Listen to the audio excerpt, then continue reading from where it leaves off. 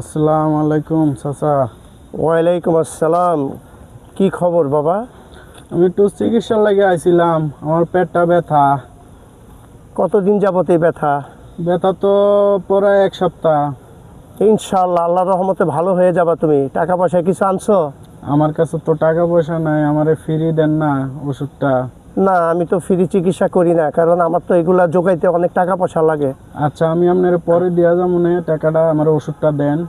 বাবা তুমি টাকা নিয়ে আসো, তারপর আমি তোমার চিকিৎসা করব। আমি টাকা ছাড়া চিকিৎসা করি না। তুমি এখন আসতে পারো। তাহলে টাকা ছাড়া আপনি ওষুধ দিবেন না? না, টাকা ছাড়া আমি দিতে পারবো না বাবা। আমার এগুলো টাকার কিনা, আমি বিভিন্ন জায়গা থেকে সংগ্রহ করি। মাগনা চিকিৎসা করতে পারবো না।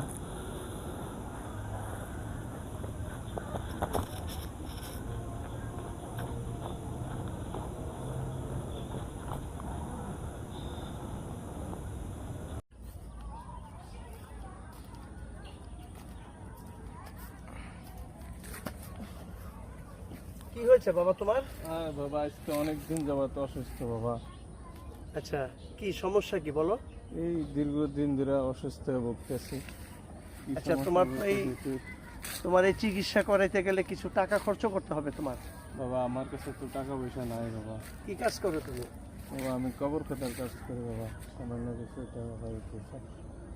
তো দেখতে স্মার্ট ছেলের মতো লাগে, ভালো ছেলের মতো লাগে। তুমি টাকা পয়সা কামাই করতে পারো না, কবর খোদো। কতদিন যাবত এই কাজ করো তুমি? এই তো কিছুদিন এসে কাজ করতেছি।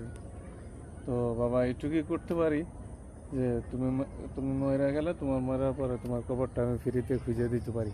কি? এখন আমি মরি নাই, তুমি আমার কবর ব্যাপার